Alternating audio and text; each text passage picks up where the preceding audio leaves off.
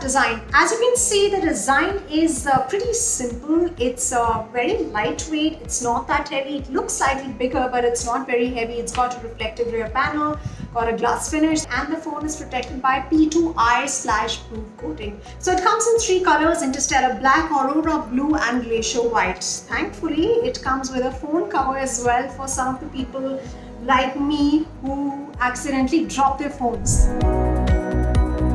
Moving on to display, it's got a bright and crisp display. Let me just increase the brightness of the phone, and then you'll know the brightness is absolutely fine. There's a light reflection, you won't be able to see properly, but here's a picture that I'm going to put up. It's got a 6.67-inch IPS display, big screen. In fact, it's great for consuming video games and even movies. Performance. Well, it's got a Snapdragon 720G octa-core processor with 6GB RAM and 128GB expandable memory. The Redmi Note 9 Pro Max is powerful enough to handle everything from basic calls and messaging to all the way up to 3D gaming, and no trouble whatsoever with the performance of your phone. In fact, even the multitasking within apps, if you want to switch between various apps, that's also trouble-free, and it's pretty smooth.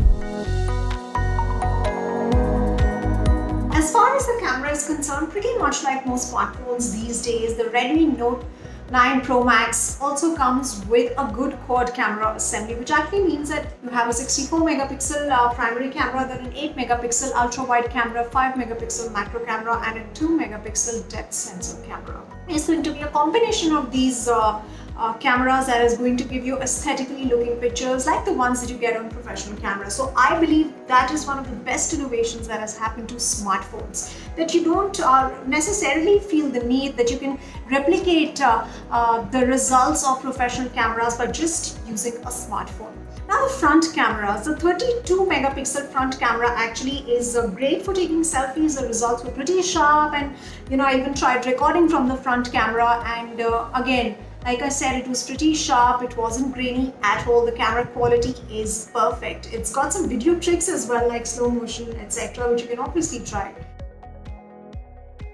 The other good thing about this phone is its 5020 mAh battery. With regular use, the Redmi Note 9 Pro Max easily lasts for about 1.5 days before actually needing a recharge. In fact, the 33-watt fast charging feature takes nearly an hour to fully recharge your phone. So I think with all of those wonderful features bunked into the phone, good camera capabilities, performance is quick, and then of course the colors on the screen are pretty sharp and it's pretty vibrant. I think it just makes for a great phone. So those are some of the things that stood out for me. And you? Well, let me know if you decide to make that purchase. Connect with me on Instagram at @SumitaKareer. I'll be waiting for your responses there.